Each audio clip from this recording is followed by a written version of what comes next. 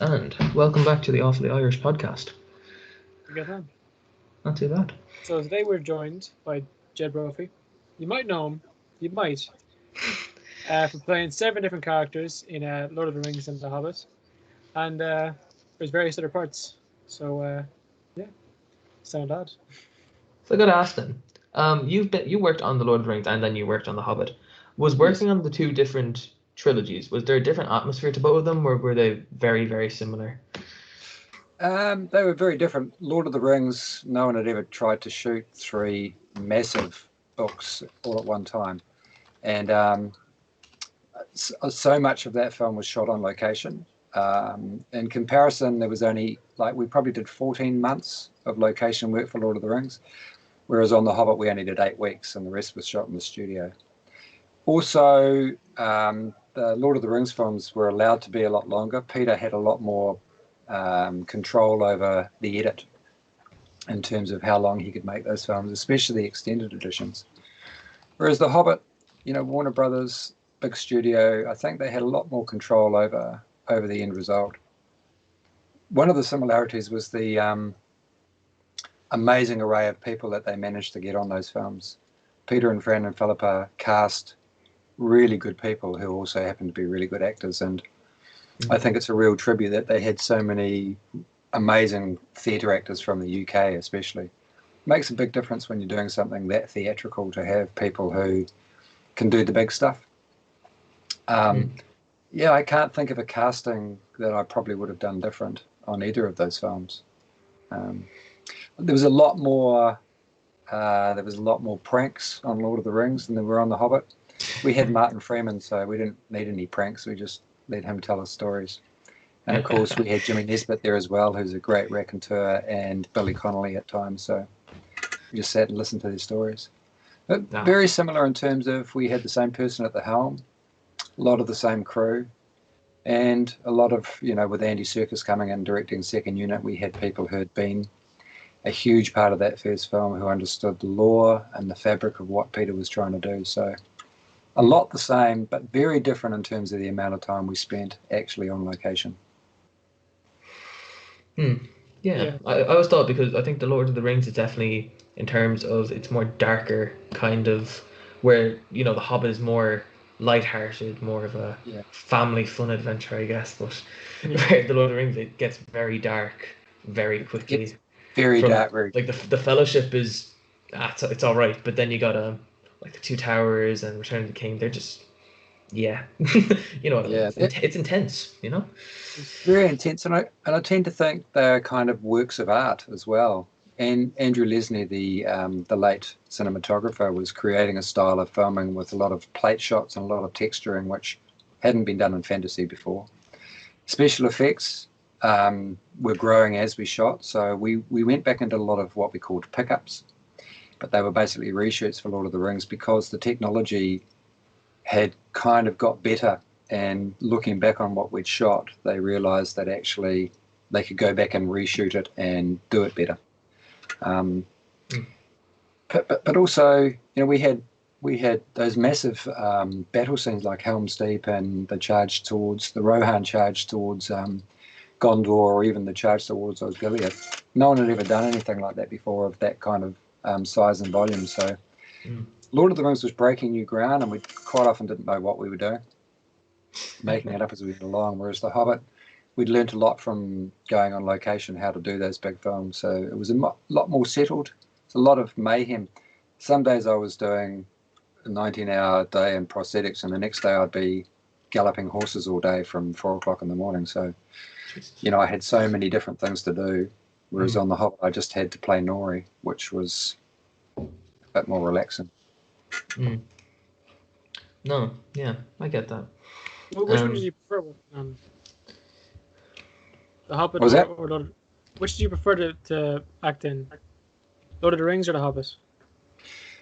Because I was part of the company in The Hobbit, because I was part of like the mainstream. It was great being part of that group of people. I made a lot of great friends on Lord of the Rings, and those people are my friends still. But the friendships that we made on The Hobbit are lifelong. We still stay in touch with each other. Whenever we're in each other's countries, we always come and visit. when you're part of the company, and I think the 7 that were part of the fellowship in Lord of the Rings would attest to this. It was like going to war. You know, that's the closest thing. It kind of formed bonds of steel with those people. And so although I had, friends that I made on Lord of the Rings and a lot of acquaintances, I got to know the actors on The Hobbit a lot better because I was there for 277 days working with them. Jeez. Yeah. I would like to imagine that you were actually very close with like most of the guys in the company, and like just saying that like the people in the fellowship, like I would presume because they've spent probably loads of time, years together, and then they're very well associated with one another, that they'd just be very close, you know? Yeah. There are people from Lord of the Rings I still see at conventions. I catch up with Billy Boyd a lot, and I see Sean Astin quite a bit. I've seen Elijah at various gigs. Wow. I catch up with Bernard Hill. In fact, I stayed with Bernard Hill, who played Theod in the UK. But it's there's not as many. Whereas on The Hobbit, I see Graham McTavish probably every week here in New Zealand. He lives here now. I catch up with Stephen Hunter and Peter Hambleton. I saw him just the other day. Mark Hadlow. We're actually trying to write a TV series together. Dino Gorman, do photo shoots with him. Adam Brown. So we're kind of like we haven't left. It's kind of like we're still filming in some ways because there's sort of so much in each other's lives still. And I would do anything to work with those people again. You know, if someone came up with a project where we could all go back and work in that way, I'd do it. Drop of a hat. You don't get to do films like this very often where it's got such a huge fan base. People love the written material so much. And you want to try and get it right because it means so much to so many people. And I think that's the other thing that's remarkable about these films is the fan base. We're very, very lucky that the fans are so accepting and so passionate. Yeah. No, I get that, yeah. We had Stephen Hunter. We had him on the podcast. We were chatting to him. He was great. He's a good dude, eh? We talked to other people who've met him before. Or someone did like an acting course with him. I thought that was really cool. They just always have something positive to say about him. All these people have these different connections. It's really fun. Yeah. What we made him do, and I was just wondering if you could do it. Can you name everyone in the company? Biffa Bofa Bomba, Ori Dori Nori, Balin, Dwalin, Thorin, Oin and Gloin, Philly Kelly. Nice. Hello. I wrote a song. I don't know if you've seen it, Rivers of Gold, where I sang a song about going off to Erebor. It's in the extended version. I could do it. It's a rap song. Yeah, we want you to do that rap song. Come on, do it. You want me to do it? Yeah. Come on, do it. Boom, boom. Thorin Oakenshield is coming to town. He's got this big hunk of wood. He's got a permanent frown. He's the king of the dwarves. Don't stand in his way. He's got to be in the mountain by Durin's day. Balin and Dwalin, they're both from East Harlem. One looks like the Rock, the other rocks like Stalin. Big double axe man with them of years, here to protect him and control his fears. Oin and Gloin, they love gold coin. One's the father of Gimli, one's the son of Groin. Oin is the keeper of a history's ghosts. Oin, his brother, is as deaf as a post. Philly and Killy, not like Milli Vanilli. They say their own lines, but they do sound silly. They look like dwarfs, but they dance like Elvis. All blue steel then, tilted pelvis. Gold, rivers of gold, lift up in the mountain, so I've been told. Gold, rivers of gold, lift up the mountain by the kings of old. Biffa Bofa Bumba, one is funny, one is somber, one is overweight, but he don't care. Biffa's got a head trauma, Bumba empties out the sauna. Buffer just can turn up in time anywhere. Ori Dori Nori, what's the weird hairdo story? Do you tongue it along the way? Ori's niftily home knitted, Nori shiftily outfitted. Ori just can't move his face. Wags, spiders, and trolls try to stand in our way. We're the bad baker's dozen, and we will have a say. We've got weapons of steel, pockets of gold, here to take back the halls of old. Bilbo Baggins, he's from the Shire. Gandalf the Wizard, he's a gun for hire. Danger of plenty getting up to that hill, and when we get there, there's a dragon to kill for that gold. Blah, blah, blah. So, yeah. So because I wrote that song, I get to remember it. Yeah, that was kind of fun. Yeah, that's going to become a clip. It's going to be great. Yeah. I wrote all the music for it and recorded it, and then it was just for the rap party. And then one of the behind-the-scenes people heard me singing it to Martin, and so they filmed bits of it. And then Warner's got involved, and they actually own the song now. But so you can demonetized. Yeah, I know. I'm a dwarven recorded dwarven rock star. That's brilliant. You know, I would have never believed that we started this, 2 or 3 months ago. If you had told me I had Nori on here rapping all the dwarves name from the Hobbit. Yeah. It's mad. It's impressive. Thank you so much for that. I'm never going to forget this moment. No, it's mad. I could tell my grandkids about this. Excellent. Have you read all the books by Tolkien? Yeah, I've read a lot of them. I haven't read all of the the untold stories, but I read the Silmarillion, and I read it kind of every year because it's so confusing. I read Lord of the Rings as a very young man. I was probably too young, maybe 7 or 8 years old, and The Hobbit a couple of years later. I grew up on a sheep farm, a big sheep and cattle farm, and I used to ride around the hills thinking I was Aragorn and that all the sheep were orcs. But I never imagined, like everybody, never imagined that they'd make them into films. Mad. Yeah, I've just read the one about Huron. I can't remember what it's called now, actually. But I've read a few of the, and I read some of his early work, Leaf by Niggle, and the Christmas stories. So yeah, I have read quite a lot of his stuff. Mm-hmm. He was a great author. It's mad to see what his books have become this massive, and it's a massive fan base franchise. It's incredible. Stephen Hunter said to us he doesn't get recognized all that much. No. Because he had heavy prosthetics. Yeah. Prosthetics? Yeah. Like makeup? Yeah. Yeah. I thought I said that really wrong. Do you get recognized very often? I do here in New Zealand because I've done a lot of theatre and I've done a little bit of TV. In Germany, because I've been to Germany probably 14 or 15 times going to conventions there. I've been stopped in the street in Los Angeles a couple of times and in the airport. Pretty cool. But not often. People think they know me, but they're not quite sure what it's from. But yeah, in this country, certainly, because, I've been working in the industry here for 33 years and you sort of can't get away with people not knowing who you are. But unless you're an All Black in New Zealand, no one really treats you like you're anyone. They just go, oh, yeah, you're that guy, you did that thing, yeah, good. And that's about it. Don't like the All Blacks, man. You're like the biggest competitor in rugby for us, I mean, where did you come in the Rugby World Cup in Japan? Did you win or? No. No? We got knocked out by England, which was shame. we still haven't come to terms with that. Yeah. A year on, we're still grieving. In fact, I may have to go. Japan. It's pretty shit. Yeah, I think rugby is all we have outside of Gaelic, England, but Gaelic's not worldwide. Yeah, we were third. We beat Wales in the playoff for third and fourth, I think. Oh wow, good on you. One of the best things when we were shooting The Hobbit is the World Cup was on here, and the entire Irish team came on set and had a look around.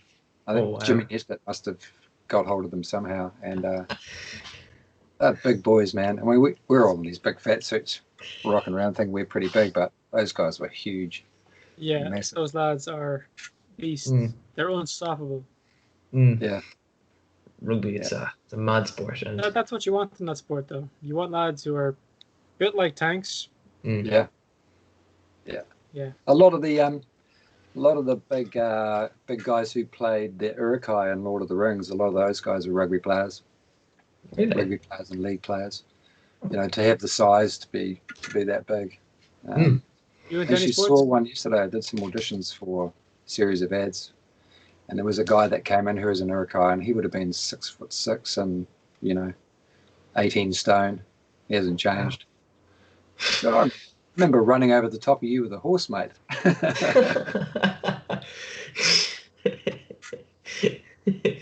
We smashed those guys. We get a horse to drop its shoulder, they do a flying change from a canter, and they drop their shoulder, and you can punch someone 30 feet in the air before they hit the ground. We had a lot of fun doing that.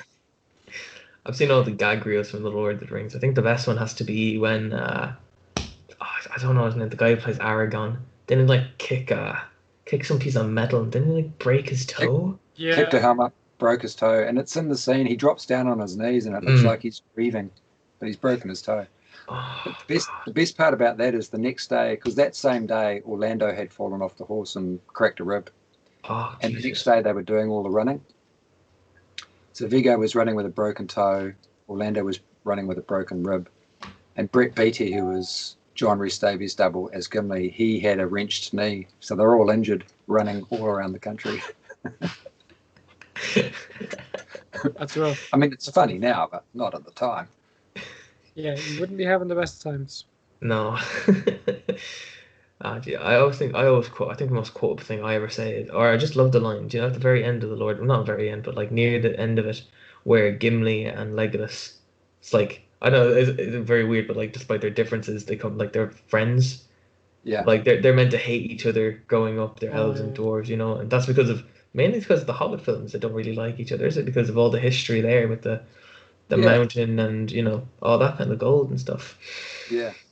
It just Even shows you further how back, well gone. there was a king. There was a slaying of Fingal Greybeard, who was the elven king of Dorian. Mm.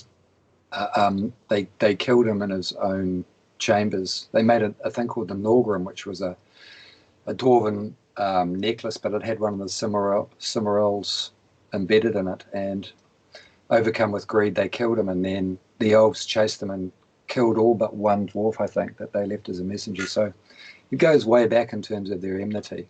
Yeah. Although we weren't allowed to talk about any of that in The Hobbit, we could only talk about stuff that was actually in the book. But it was Really? great kind of knowing that enmity between, as the pointy-eared ones we called them, because Norgrim is the Elvish word for dwarven, and it means stunted ones, stunted, ugly. Whereas in Kuzdal we call them the Musalafundal, the pointy-eared filth. Oh wow, Jesus. They would like each other. Can you speak any Elvish and because like I that? speak a bit of Kuzdal. I speak a bit of Dwarven. Igfried Ulsul Kazad. Feel the fire of the dwarves. Oh wow. And there goes some Ashak Rukshul, filthy orcs.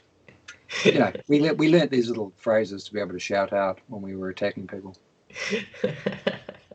That's awesome. I know that's just cool. Oh, that's really cool. Yeah, Dwarvish is it's quite a guttural language. It's got a bit of Irish. Slavic in it, I think. Although I'm not sure. I have a bit of Viking, perhaps. I'd have to ask Tolkien, and I can't do that. Yeah, I've been lucky enough to speak a few made-up languages. I did a series here called the Shannara Chronicles, and the guy who wrote my language, the Druid language, wrote Dothraki for Game of Thrones, and also writes Klingon.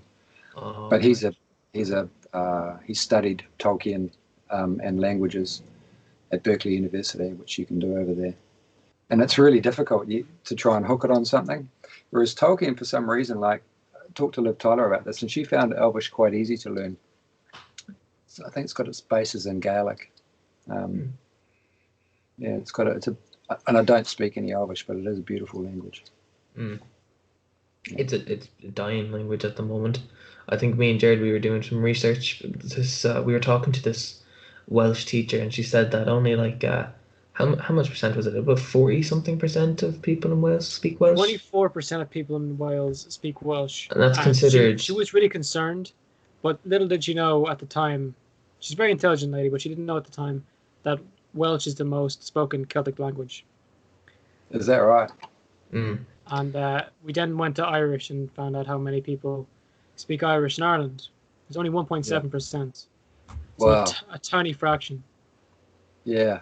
The indigenous language here, Te Reo Māori, it's had a bit of a resurgence in terms of a lot of young people want to learn it. And it's a beautiful language. It's completely different to any other language on the planet, but it is still spoken amongst a lot of the Māori people here. And so it's one of those things with languages that if you don't use it and you don't teach it, then it does just die out. If people don't need it or they don't feel like they're attached to it in some way. But the Māori culture here is very strong. and it's present in everyday life with advertising, and also, if you look at the All Blacks doing the haka's become quite popular in terms of people, loving hearing it, and it sends chills up the spine. There wouldn't be very many people in New Zealand who wouldn't be able to sing a waiata, a song in Māori, because it's taught in schools. And I think that's, sometimes you have to tell people you have to learn it, to keep learning, rather than making it an option. Is it taught in your schools? It is. Good. That's brilliant. That's great. It's good. That's great. Yeah. We're all for it. Like, I'd love, like, if just like for years down the line now, if my kids and grandkids, that they were able to speak some Irish to keep it alive, because it's beautiful. If everyone knows their kupa fucko, their few words. Yeah. It's it would be great. Got a friend. She lives in Sweden now, but she speaks fluent Gaelic, and she sang a song, and it was just like, oh, got me, man. Scottish Gaelic or Irish Gaelic? Do you know? Irish Gaelic. Oh, that's cool. That's awesome. Cool. Yeah. That's very cool. Yeah, I remember back in primary school. I'm just thinking of this now. It was years ago though. We had to do I had to do this project on New Zealand, and I remember a lot from it. I remember we learned about the Maori. We learned about the haka. Is it true with the haka now? If one of the lads mess it up or something, they're not allowed to play for a couple of games, isn't it? Yeah, it's really bad form to mess the haka up. It's such there's so much reverence around. You have to get permission to do it first and foremost. That haka, Kamati, is written by Te Rapraha, who was a really staunch Paramount chief, and he wrote it when he was actually hiding in a kumara pit underneath a woman who was squatting over the top of him. And it's really about, here is life, up there is death, but that's my enemy, but I'm hiding underneath a woman, and so I'm a coward. And it was kind of him saying, I'm going to live to fight another day, but I'm not happy about it. And it's and for the All Blacks to be able to use that haka, they had to get permission from the entire iwi from Ngāti Toa to actually use it. And so to bungle it, to not do it properly, you're not paying it reverence. You're basically saying, I don't really care about the culture. That's the feeling behind it. So you get taught it, like most secondary schools have their own haka. And you learn it. You learn how to do it properly, and what it actually means. It's quite a big deal to be even allowed to do it. And now, of course, the All Blacks had one written especially for them in 1996 for that tour to South Africa, where they won the series over there for the first time. And that's the one where they do the at the end of it. Yeah, it's pretty staunch. That's one thing that's great about New Zealand compared to other countries that got colonized. You guys definitely adopted a lot of the culture rather than discarding it or erasing it like in a lot of places. Yeah, it was because the British Army was getting beaten up. That's why they adopted it. Yeah. The Māori pretty much taught the rest of the world trench warfare. They had huge trenches that they built in redoubts around their power sites, and the British found it very hard to actually conquer them. And the treaty, the Treaty of Waitangi, it's called, the Treaty of Waitangi, was really forged between the two nations because the British Army saw that they probably weren't going to win. I mean, they did some pretty horrendous things here. They did do some, pretty close to genocide in some places. But they realised that actually if they tried to get along with the indigenous population here, it would be much better for them. But it's still ongoing. I've been working on a feature film which is about the sacking of a small village here in 1864. And it's a story that's never been told. And, there's a lot of, it's not guilt, but there's a lot of reparation that still needs to be done. But that conversation happens here. It doesn't happen in a lot of other countries. And yourselves in your own country, that's going to be a conversation that happens long into the future until we feel like there's not just an apology, but an understanding of what it actually did to the people. Yeah. Yeah, we can definitely relate as Irish people. Some of the atrocities that were committed here, everyone knows about them. We still talk about them, and we don't even have the whole country back still. But that's Yeah, I mean, if you look at the whole what the British Empire did to so many countries, the repercussions are still, 200 years on. Yeah. Every country they colonized is still feeling those repercussions, still in the fabric of all those societies, and there's never been a nation that's done more damage, probably. True. Like, obviously, we have a lot of British listeners. Like, that's not reflecting what Britain is now and the people in it now. This is a long time ago. It's like way far back, and it wasn't everyone. Again. No. So, no. Yeah. If you're feeling a bit guilty, stop. You're okay. Stop. It's not your fault. And actually, guilt doesn't help. Guilt doesn't solve the problem. It's a continuing conversation and trying to make sure that we learn from those mistakes we made in the past rather than actually hanging on to them. Yeah, like it's pretty destructive to hate, say, Britain now for things done in the past, because everyone who did it is probably dead. Yeah. And, we have to trade with them. They're going to take our meat and butter again, which is great. Same with us. I think Same here. we're trading. I think our biggest export is meat, isn't it? Dairy. Dairy? It's beef and dairy. Yeah. Yeah. Beef, dairy, and Irish people. Yeah. That's right. That's right. Yeah. Well, you're always welcome to come here. We love, this country. The indigenous population got on very well with the Irish and the Scots because of a very similar culture of oral stories, tradition of carving, kells or traditional carvings here.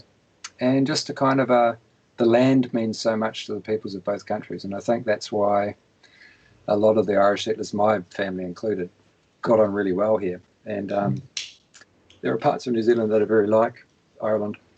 Especially the coastal places. In terms of temperature, it's pretty much the same, yeah. Pretty much.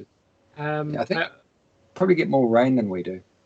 Yeah. Nah, not as much as you'd think, to be honest. It was raining a few minutes ago. Shut up, Jared. It's rained all week, or last week. It's supposed to rain all this week, and it was raining a few minutes ago.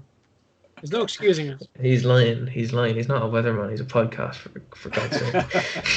There's a window right here. It's lies. That's what the government wants you to believe. No, it wasn't. Is your ancestry Irish? Did they hear that? Yeah, on both sides, actually, on my father and my mother's side. The Brophies came from a small village outside of Kilkenny called Innisteague. From County Laois originally, though, a place called Ballybrophy in County Laois. And then my mother's family, Orions, from Tipperary. Yeah. Yeah, Laois would be right beside us. We're from Offaly. Right.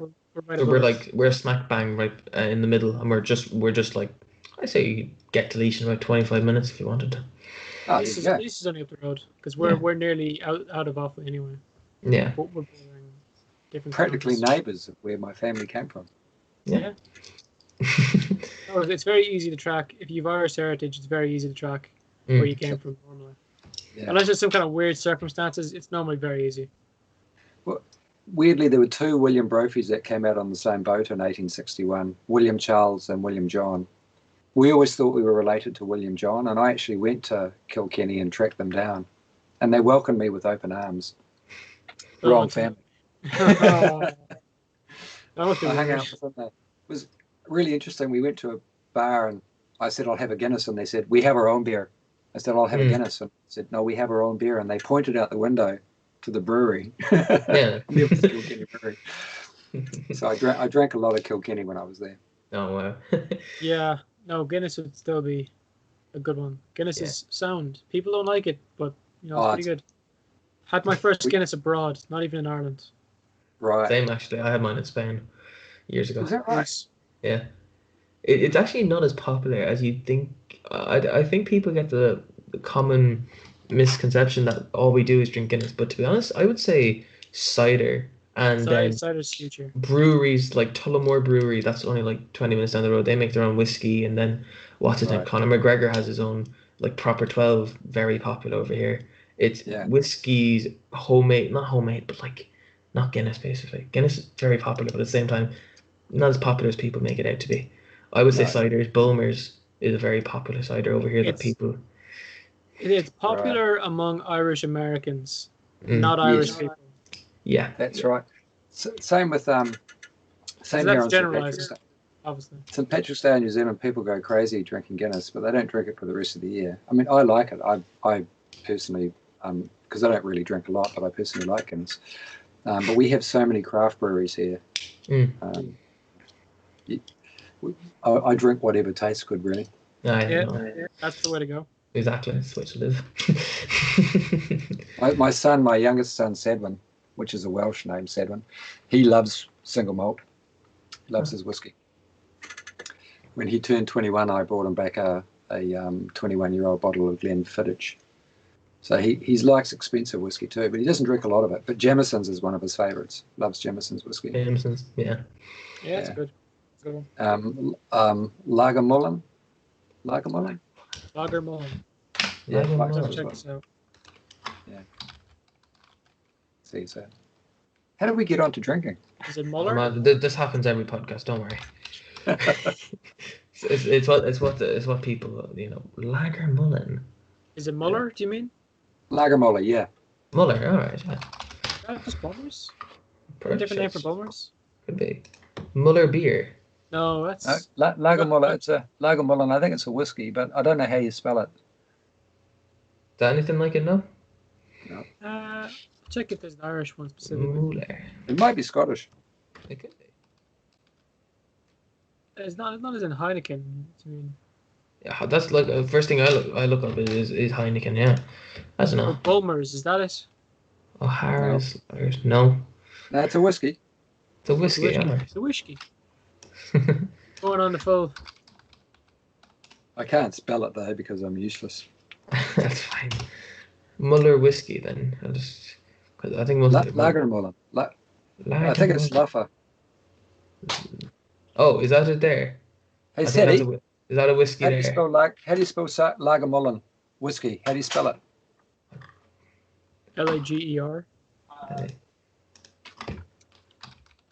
Mullen.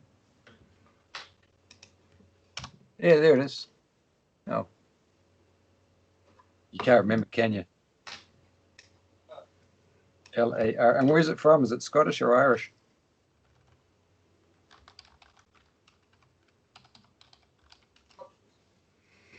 It's a Scottish whiskey anyway. Scottish whiskey. Scottish whiskey, all right.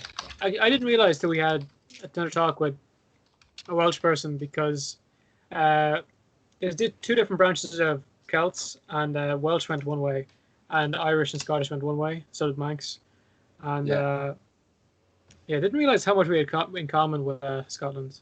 Like if a Scottish person speaks their Gaelic, you'll understand it. It's like a dialect difference nearly. It's called a different language, but basically the same. Mm. Yeah, my dad's mum is from Aberdeen. She came out here with his sister when they were teenagers.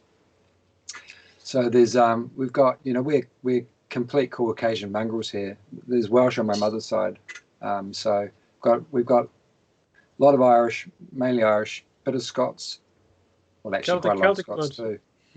Yeah, a little bit of Welsh and some English from Swanage. He was a stonemason, did all the curbing around London actually. What's his name? Molam. There's actually a theatre there in Swanage named after him. So yeah, we're a complete mixture. But I know my eldest son Riley, when he went to Ireland, he felt like when he went to Kilkenny, he really felt like he'd sort of come home. Like got this real feeling of what it was like to have that Gaelic heritage. And I felt the same when I went there and to Scotland. I kind of felt like there was a part of me had come home. And I think a lot of people do feel that. Yeah. Yeah. And you know, the culture is very accepting. Very friendly people. Yep. Mm. Yeah. As soon as you say you're a Kiwi, people open the doors. It's an amazing thing. We are a much travelled country because we're sort of at the bottom of the planet, and we sort of have to travel to go and see the world. But I've always had a really, really good time going to both those countries. Mm. Like we're full Irish job. So brilliant. Don't get that same feeling, but I can imagine that's pretty nice. Going back to where the ancestors came from. Yeah. Mm. You'll find the same when you finally get to come out of lockdown and come to New Zealand, because I know you will. You'll find that here too, that we are a very friendly country, and I think it comes from that background of where we actually, a lot of people came here to change their circumstances, They came to New Zealand to get away from the class system and to get away from persecution, or to get away from the famine. Yeah, famine was a big driving of Irish people out of here. 8 million people were alive in Ireland when it happened, and to this day, there's only 5 million. That's right. Huge drop in population. Still recovering. So yeah, my grandfather's forefather, he came here to get away from the fact that there was no work in his Teague. There was no work for a young man. So he basically got on a boat and said goodbye to his family and came here. Wow. And then brought them over later on. He came here finding work, landed in Christchurch, went up to Harbour, ended up in Palmerston North, and got into real estate, got into buying and selling land. Wow. But over there, he was just a worker. I don't even really know what he did. I think was just no work at the time. You were talking about it there, with open arms to Irish people. I think the thing with Ireland, even England, even the UK, and then Australia and New Zealand, is that all our cultures are very, very alike. We're all very. America should be the same, but it kind of drifted in its own direction. It should, but we all know it's America. Like we you know, But I think all of it, for some reason, just all those kind of like four, Ireland, UK, New Zealand, Australia. I would always kind of group us all together for some reason. We're all kind of similar, friendly, not friendly, but you know what I mean? In terms of humour and use of sarcasm, we're definitely very similar. Yeah, we all say that a lot. And in funny accents, we're all perfect. Yeah. We are, indeed. It was interesting. That was the other thing about the people coming out here from the UK and Ireland and Scotland to work on The Hobbit, is just how people didn't really care that they were famous. They were really more interested to see if they were funny, if they were friendly. But the fame thing, I was walking down the street with Martin Freeman, and this woman said, "Hey Marty, I love your work," and he went, "Would you like a photo?" And she went, Nah, you're busy. And it was a bit weird to him, because in London he would not get away with people not wanting a photo. And he said, "Does she not know who I am?" And she said, "Yeah, she just doesn't care." You're just Martin Freeman to her. You're not Martin Freeman who's a superstar. And I talked to Elijah and Billy Boyd and Dominic Monaghan about this. There was a cafe called Eva Dixon's that they would always go and sit and have coffee, and people knew they were there, but no one ever came and bothered them. They were just like, "Oh yeah, there's the hobbits all sitting there having a coffee." And that's that kind of friendliness where you leave people alone because you know they're busy is also something that you find in your country and in Scotland, but not in London. London's, I saw Mark getting completely mobbed there by a group of people. But we have a kind of a, like I say, if you're an All Black, you'd get people running up and getting an autograph. But being in the film industry, people like what you do, but they're not going to bother you with it. Yeah. I think in Ireland, it's like ups and downs, I guess. Yeah. I think in Ireland, though, if you're famous, it's more not. This is always something that said, like, you see a famous guy and he owns the house right above your hill, kind of stuff. People say, normal people would say, "Oh man, I'm gonna really work hard for that." I'm gonna be there someday. Where Irish people would just say, "That fucker." Should be mine. No, it is an Irish thing to knock someone and to say, like, who do they think they are? Well, especially when someone's going up initially, you kind of, or a lot, not everyone, a lot of people will knock them. Yeah, it's unfortunate. We call that the tall poppy syndrome here. Don't get above yourself. Don't think that you're anybody just because you're somebody. Yeah.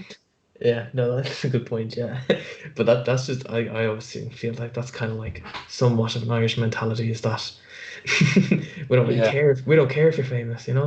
It's just you got more money than us. Grand. Yeah.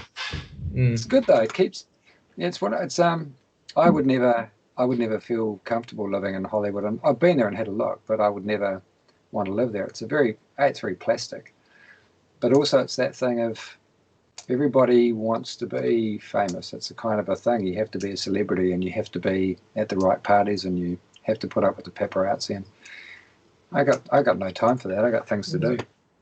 Yeah, I guess if you want to be part of that, like, power to you, try to do it. If you don't, power to you, don't do it.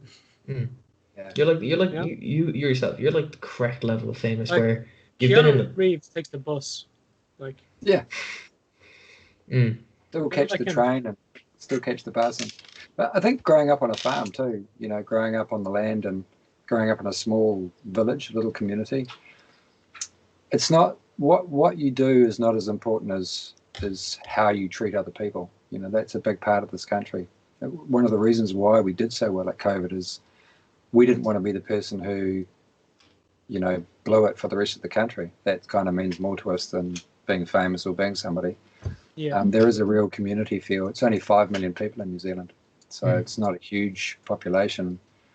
But yeah, being a good person is an important thing here rather than being a flash person, if you know what I mean. no, I get you. I think I was in. I just remember. I'm just thinking about this now. We were in religion once, and our religion teacher, who was like, he's not really like a religion teacher. He's more like a philosopher kind of philosophy, psychology kind of Yeah. dude. And Yeah. we were having a debate about whether should they show violence. Like if some guy had just been, I think some guy had just been killed or something, and he was wondering. He's like, I don't want to see that on the news. Why do I want to see that on the news? And the whole thing against it is because Ireland is such a community that we're all Yeah. this one little kind of family. That if someone dies somewhere, we want to know about it because Someone's gonna know who it you're was. going to have an uncle in Galway who knows about that, or you're going to Yeah. have someone on the other side of the country who sees that. They'll know him and share. Like it's just the way it is though over here.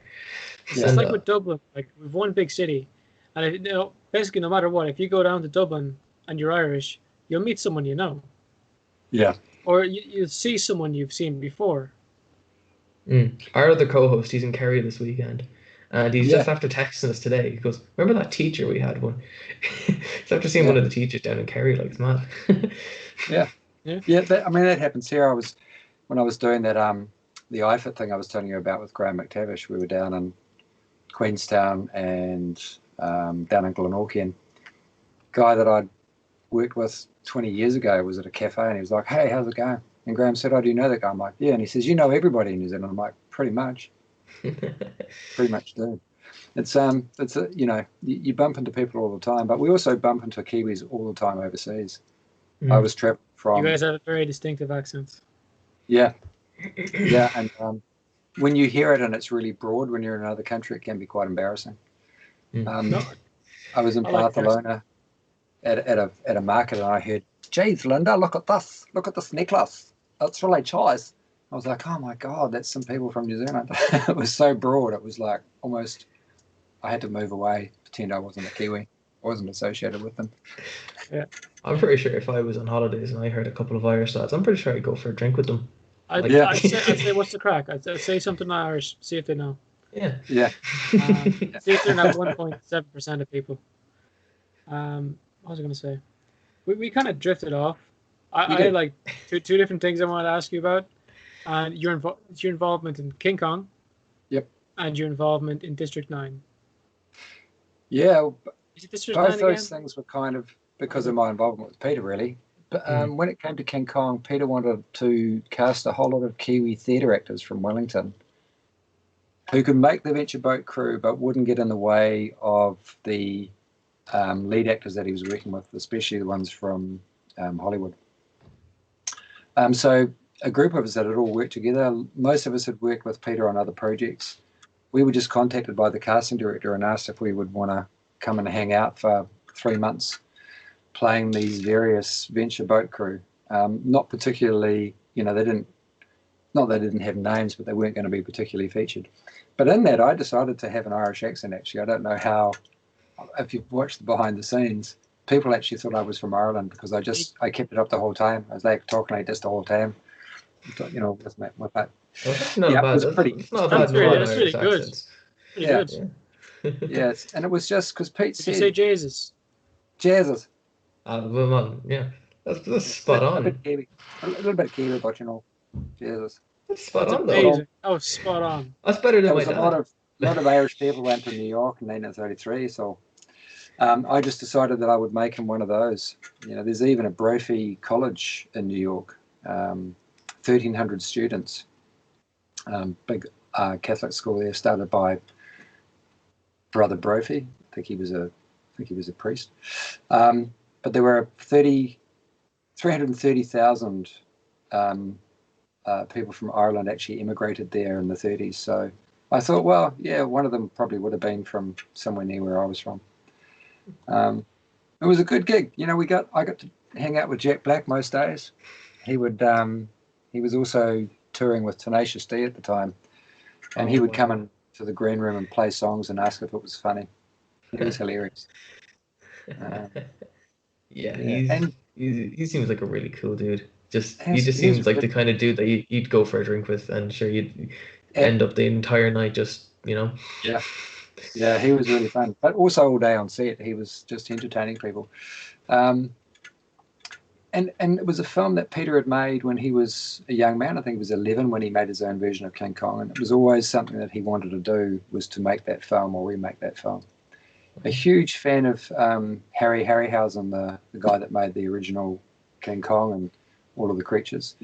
And yeah, a bit of a tribute. I think it's not a bad film, actually. It's kind of fun to watch, and it was on TV just the other day. And the special effects, apart from the Brontosaurus chase, which we never could really understand why that was in there, except for the Brontosaurus chase, which I still think looks a bit hokey. I think the film actually hangs together pretty well. It's a good movie. It is a good movie, yeah. Are you gonna go see? I think they're making a new one, aren't they? They are. Like King Kong versus Godzilla, right? Yeah. That I'll go and have a look. You know. Looks amazing. We all kind of want to know who'd win, right? That was an interesting movie. Or go on, sorry. It probably got. I mean, I don't really. I put my money in Godzilla. That dude like breathes fire. I know. He's hardcore. Yeah. King Kong will have a hard time. Yeah, he might swing from buildings, but like, come on, it's Godzilla, bro. Yeah. It was one of the most amazing things was watching Naomi Watts just act with green screen. You know, she did an amazing job with something that wasn't even there. A lot of the time it was just a stick with a ball on the end to kind of give her an eye line. I was sitting on a big green hand that they'd made. The stunties were kind of carrying around, and all of that stuff that she did with nothing to really react to. Although Andy Serkis did put the Kong head on and come on set some days when he wasn't playing his character. But yeah, it was pretty incredible. Yeah, I heard a lot of stuff about Ian McKellen during the shooting of The Lord of the Rings. Didn't he like go a little bit crazy shooting all the scenes by himself? Because he had to be. That was on The Hobbit. Yeah, because he had to be by himself because of all the height difference. Yeah, well, we had a full-size set that we were on for us, and then he was in a smaller set identical on his own. They did a thing called slave MoCo, which is having two cameras slaved together shooting the same thing that you then can overlap the film on top of each other. So he was having to be careful about where he was on the set so he didn't bump into us. And we were doing the same thing where we had someone being him on our set that was in... Right. That was just a mufti that we could rotoscope out. But they had a series of different coloured lights for him to react to who the people were, but he's colourblind, so he couldn't tell who he was meant to be reacting to. And he was on there on his own, and it was really hard. You know, he's an actor who likes to work with people. And it was a really tough day. I know he was quite upset at lunchtime. He's like, this is not me. This is not what I signed up for. I like to act with people, not just with a bunch of lights.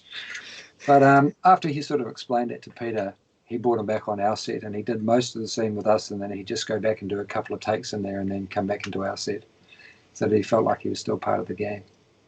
But it is, I mean, acting with green screen, you have to use your imagination to imagine all sorts of things over there, but if you're imagining 13 different people, that's pretty tricky. Who am I looking at now? You got to commend people like Andy Serkis, who he loves that stuff, doesn't he? Like, he's a genius at it. Like, he is some amazing creative minds out there. Yeah. He directed me in my very first motion capture job was for a PlayStation 3 game called Heavenly Sword, and he came and shot that here. That was his first directing gig doing motion capture. Oh, wow. And they do what they call they bank a range of motions on your face. Most people can do about 250 different expressions. His is in the thousands. They call him the man with the rubber face because he can just incrementally move the muscles in his face so much. The guy really is, there's no one on the planet that even comes close to what he can do on a motion capture stage. He's phenomenal. And his voice. Yeah. I'm a There's a massive scene fan of like. Go on. one of the characters, Schnager, my character, gets his head cut off. Yeah, why can't we have some meat? What about them? They're fresh. And he gets his head cut off. When they did the ADR for that in London, the film was about to open in London in 2 days, and we were still stuck in New Zealand. So we did our voices from the scene down the telephone to him at Abbey Road, and he played all 8 characters in that scene vocally. He did all the voices for the ADR. Oh wow, that's awesome. Yeah, And he seems watching like a him very being good calm, dude. just the voice, the sounds that he got, and the expressions that he got on his face, that was cool. Mm. Yeah. Same with And the Planet of the Apes and everything. I love no, those movies. Those movies are yeah, fucking you forget, you forget that it's someone in a mocap suit. You're so carried away by the performance. Yeah. He did Gollum here at my kid's school actually. He'd come up for lunch and his son left his gumboots here, so he'd come back to get them. And I said, "Oh, they're down at the school." And so he came down, and for those 100-odd kids, he played Gollum for an hour and a half. Just, it was hilarious. That's Sounds awesome. so wholesome. Yeah. That sounds so cool. Jesus. I kind of wish I went to school in New Zealand. Fuck. Right. Yeah. And we were very lucky to have him doing second unit on The Hobbit. That big food fight where Stephen Hunter swallows the egg that Jimmy throws, that's all Andy Serkis directing that. So a lot of that physical stuff, the second unit stuff, was Andy. And because we were mates, but also because he had already worked on the films, and they got his Riddles in the Dark with Martin Freeman out of the way first, so he could do that. It was great having him around because he's meticulous. He wants to get things right. He'll keep, like Peter, he'll keep shooting until he gets a take that he likes. So we're very lucky to have him at the helm. District 9. Neil had shot the whole of District 9 in Johannesburg, and then he came and did some reshoots here because he wasn't sure that the stuff that they'd got told the entire story. So he shot a series of vignettes, documentary style. I was at a surf lifesaving gig up in Gisborne actually when I got the call, and they literally said, "Can you do a South African accent?" And I said, "Yeah, I've watched the rugby channel, Victor Matfield. I listened to the rugby channel, so I just Victor Matfield, the Springbok captain. I just listened to his voice all the way from there back down to Wellington." And yeah, we did a whole day shooting monologues, and they really just used the throwaway line that I made up. They look like prawns. You can't say they don't. That's why they call prawns. And that's the only bit that ended up in the film. We kind of played that scene obviously. I wanted to check that myself real quick. Yeah. No. Yeah, it was good. I mean, it's he'd come out here to make Halo. You might know the story. Neil had come out here to make Halo, and Sony Pictures pulled it at the last minute. So he was kind of in New Zealand with no job. And Peter and Fran said to him, "Do you have any film projects? Have you got anything that we could sort of help you with?" And he said, "Well, I made this short film about aliens." And they had a look, and they said, "Oh, we could probably try and find you some finance." And they produced it, found the finance, and his career took off like that. But it was a very good story, really unique to South Africa in terms of what he's talking about is kind of loosely based on how apartheid was. I mean, this is my interpretation. It might not be his, but I would certainly agree with it felt like that. You must have a very good relationship with Peter, just because you're in so many of his movies. Do you two get along very well? Yeah, look, I have a great, Pete's a bit like me. He's quite a private person.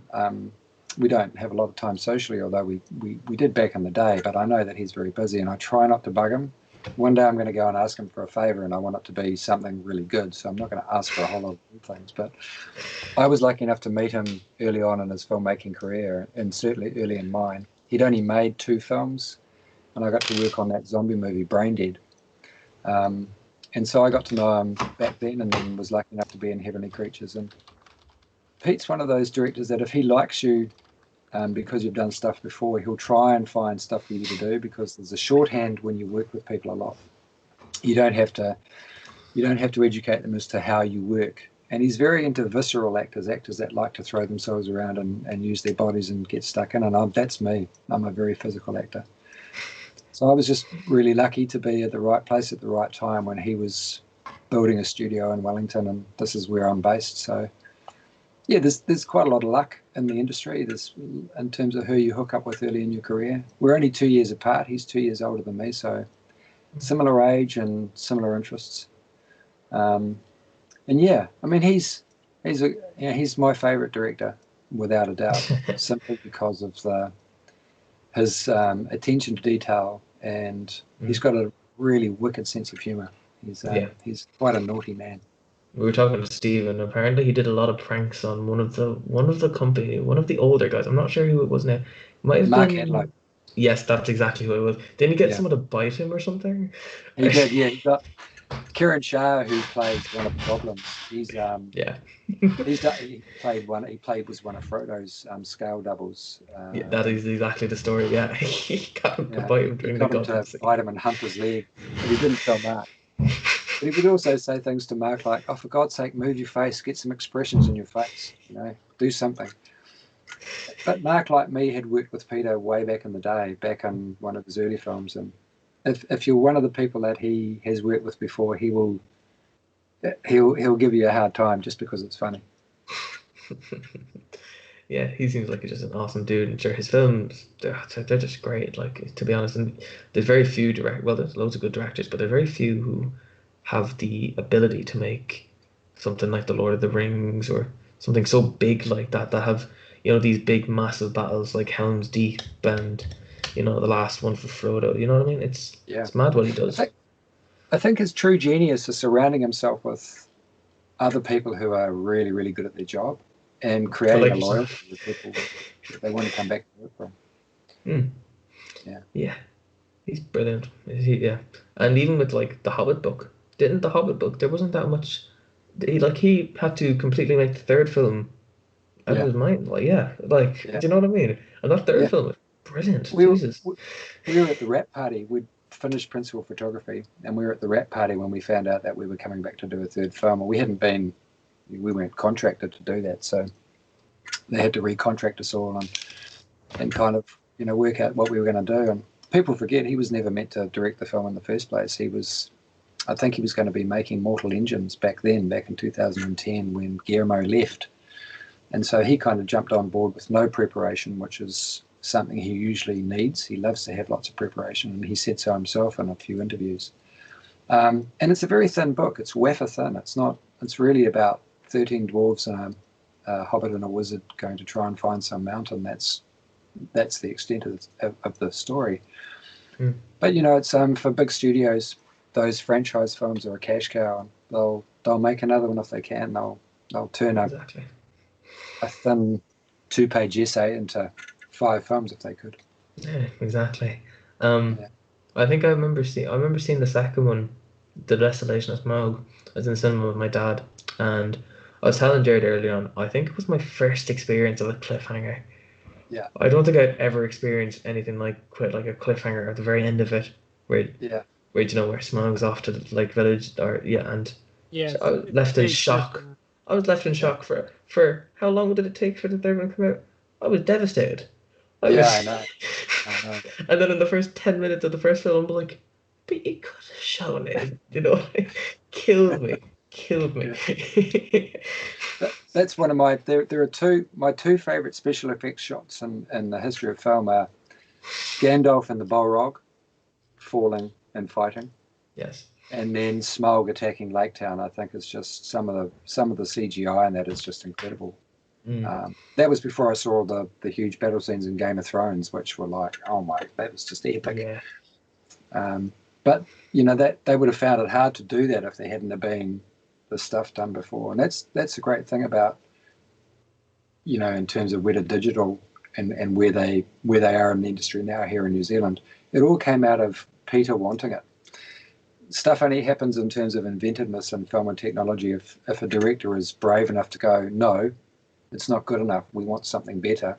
Make it happen. And that's the kind of person that Peter is. He's not the only one. I know that he's good friends with Steven Spielberg and also with James Cameron, and those three in particular are always pushing the limits of what technology can do. Yeah. Because they're all, and I hope they don't mind me saying this, but they're all super geeks. I mean, they love technology, they love their toys, and so it's because it's their passion that they're pushing that to happen in film. And a TV series like Game of Thrones could not have happened without probably those types of directors that were pushing special effects houses to push out the envelope, push out the boat to try and see what we can actually achieve. I mean, if Game of Thrones had been made 10 years ago, it would not have been the spectacle that it was. And that's down to fantasy becoming a saleable commodity. Before Lord of the Rings won 11 Oscars as a fantasy film, fantasy was kind of something that people did, but it didn't really sell that well. Now, it's the biggest genre on the planet. Yeah, it's pretty much carrying the whole film industry at the moment. It's mad what it's doing for it. Same with Avengers and all that. They made massive money in the last couple of years. Like what the guys at Marvel are doing, they're pushing boundaries. And I was about to say, I was going to ask you, like Game of Thrones must have a lot of it must take a lot of influence from like Lord of the Rings and it's very similar worlds. Do you know what I mean? Yeah, they are. And I've sat with the author, both him and Raymond E. Feast, who writes a series of fantasy novels as well, and they're very quick to say they were influenced as authors by the type of lore that Tolkien laid down about the types of people that live in the fantasy world.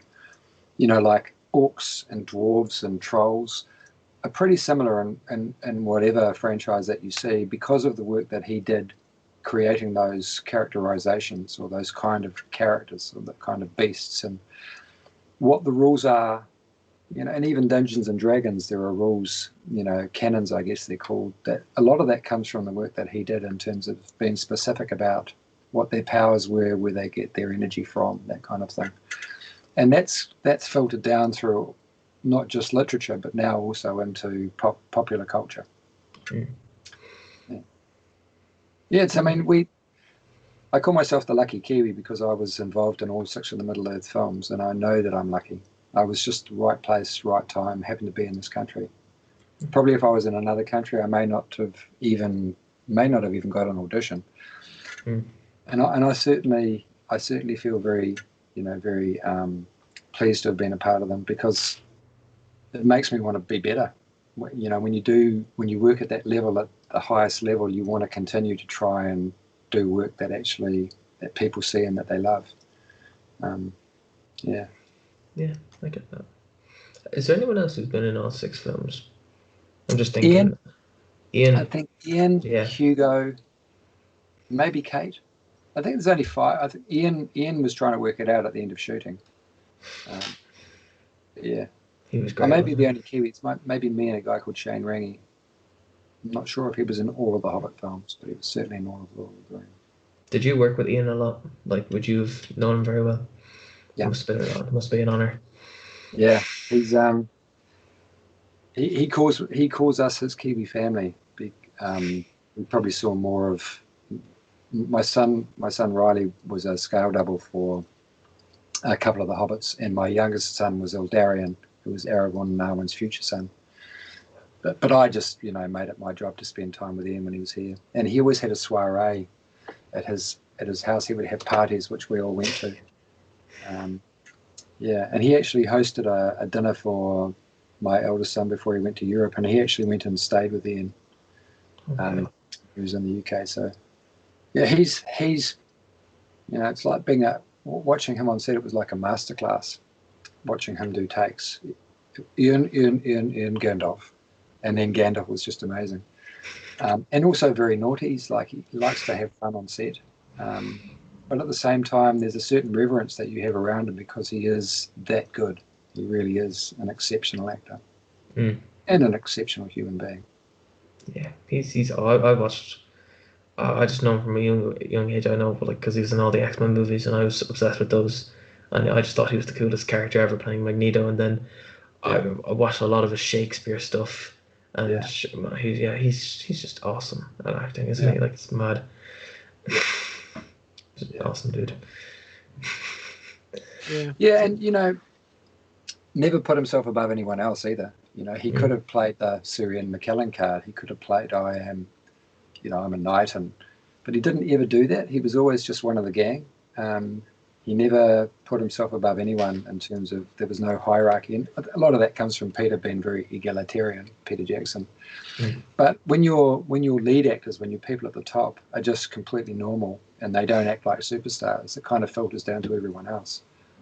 Kate Blanchett was like that too. She was just completely hung out with us and just chatted and sat with us at lunch. And Billy Connolly was the same, Stephen Fry. All of them were just, they treated us as important as they treated themselves. So it makes you feel good when you're working on something like that where you're not kind of tiptoeing around the stars.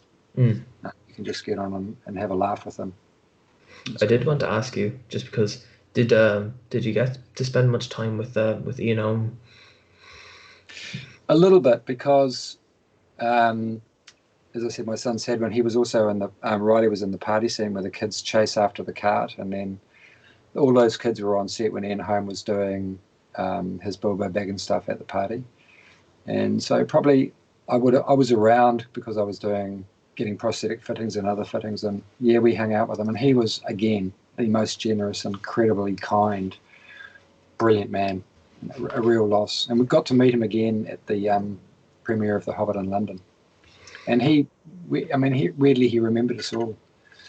He knew who all the people were that were talking to him. So nice catching up, and a real loss. No, it was. I watched Hobbit, and I very young. I was young, and like that guy before, not the Hobbit, like, but when I watched The Lord of the Rings and I was young, that guy was Bilbo Baggins. And then The Hobbit came out, and that was his story. It was just, it was very sad. Amazingly, Martin, very similar, not just to look at, but also the mannerisms that he managed to. I know that he made Bilbo his own, but he was also quite determined to capture some of those fussy mannerisms that Ian Holm had established for Bilbo. And I think he did a really, really good job. And, you know, you can sort of imagine him growing into the Ian Holm character later on. Yeah. No, I'm a big fan of Freeman's work as well. I think, just thinking about, I was very taken back when he died, just because I was a very big fan. I think the only other time I felt that way when an actor kind of died was when Alan Rickman died. Yeah, that was such a shock. Yeah, because he was so young as well, wasn't he? He was only 69. Oh, he was very good though. Yeah. Have you seen all the Harry Potters? Have you?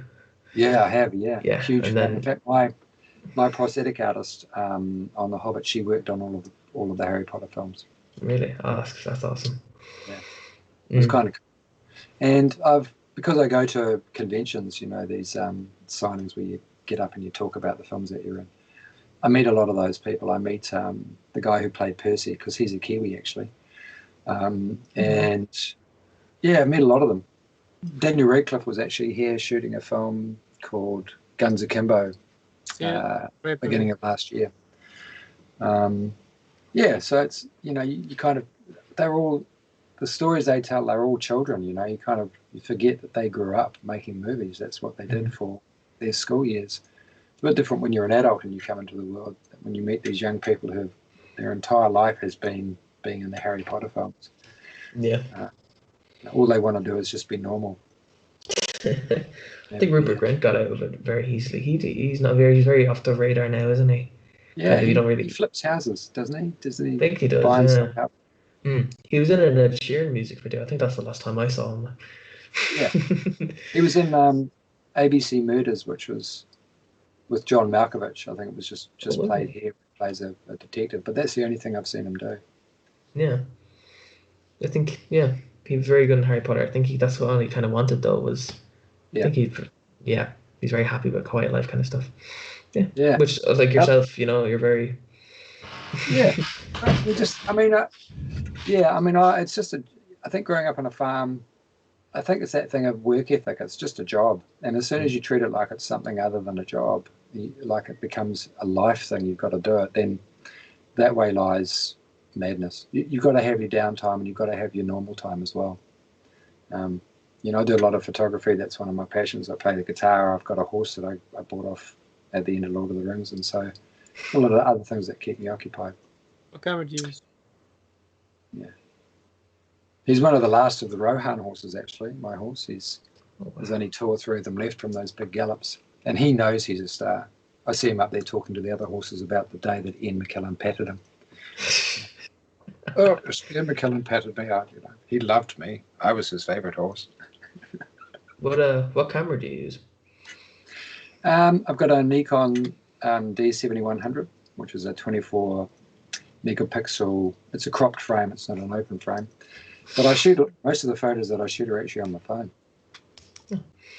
We shot an entire. Mark Hadlow, who plays Dory, he and I, we were part of a film. We shot an entire feature film in 30 hours on a smartphone. Got into 29 festivals, won 9 awards.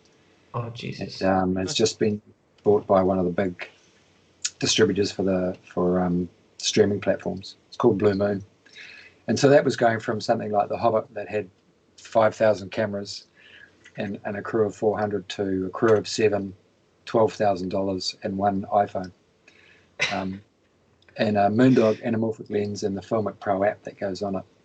And we knew how to use that technology because Soderbergh had just shot Insane with Claire Foy on exactly the same phone, the iPhone 7 Max. And the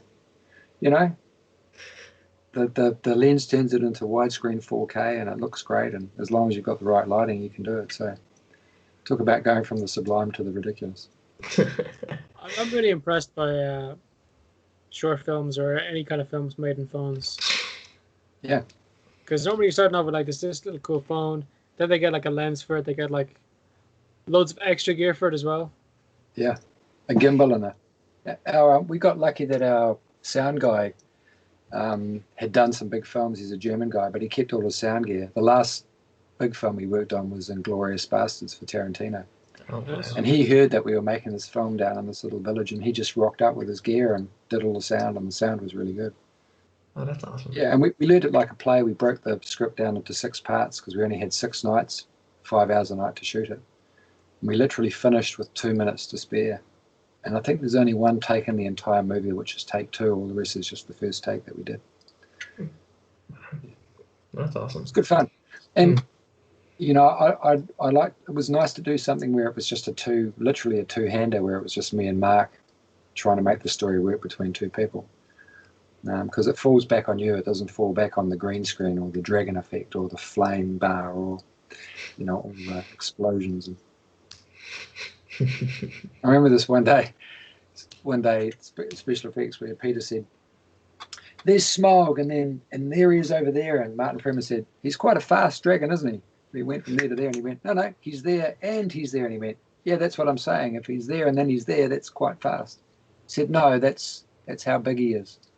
This kind of realization about how big the dragon was for the first time. Did you get to meet Benedict? Yeah. That was he's awesome. Him and Martin must be they were very close because they were shooting for Sherlock at the time, weren't they? Around the same time. So those two must have been. Yeah. No, he's awesome as well. Like. Yeah, he took us out for drinks actually after doing the Smoke thing. He took us out that night. What a guy!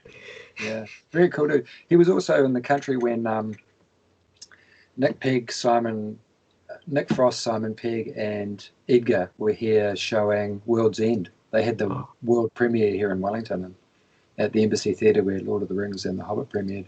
And Benedict came to that. And it was like, looking around the room, it was like a who's who of British film and television. It's like everybody was there. And then a whole bunch of Kiwis, these interlopers. I'm a massive fan. I think we both are. We're a massive fan of the Cornetto trilogy and pretty much everything Edgar. Yeah, what's it called? I posted something on Twitter ages. This is about a couple of weeks ago. I tagged Edgar Wright and I said, I'm thinking about doing the Golden Mile. I was like, you in Edgar Wright, and he responded to call him after COVID. he's an awesome dude. I love him. We'll give you a shout as well. Yeah, I met them years ago at a horror convention we were there. Tim Barham and I, the lead, and Braindead were there. And they were there showing Shaun of the Dead. And they said, we sort of got talking to them, and they said that they'd made Shaun of the Dead sort of as a tribute to films like Day of the Dead and Peter Jackson's Braindead. And when they came out here showing World's End, he said that you played my favourite zombie of all time in a zombie movie. And it was like made my career. It was like, yay, I'm somebody's favourite zombie. I can die happy now.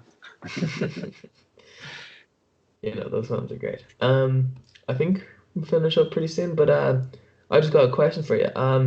This is kind of like a new thing we're doing, but yeah. Do you have a bucket list? A book list. Bucket list, Yeah, I do. We're gonna we're gonna start asking like most of our guests now. What are three things like that are on your bucket list that you'd like to do? I'd really like to go to Antarctica. It's pretty close. Get down. Yeah, I'd love to go to Antarctica during the summertime and be down on that frozen landscape and see what that's like. I think that would be awesome. That'd be pretty cool. I'd love to play drums in a proper rock and roll band. That would be cool. I play the drums. I have a drum kit. My dad was a drummer, and I play with little bands around here. But to be, if I had my time over, I'd be a drummer in a rock and roll band. Awesome. And I'd like to do that great horse race that Hidalgo is kind of based on, where they ride right across the Arabian Peninsula to the sea. I think that would be really cool. Those are the three things, if I could, I would do. Well, that's just a superb bucket list. Thank you so much for sharing it. Cool. Yeah, man, it's been awesome having you on. Like, oh mate, it's been great. It's been good fun. We had to have a few silly chats. I got to put on sunglasses and you did a rap. So yeah, that was fucking awesome. That was pretty cool. Anyway, awesome, people want to check you out. Where could they find you? I've got a Jedi Brophy, JEDIBROPHY on Instagram. At Brophy Jed on Twitter. Oh, just write me a letter. Jed Brophy in New Zealand, it'll get to me. Well, I just want to thank you. Thanks so much for coming on, man. Thanks for having a chat with us. You guys were great. Anytime.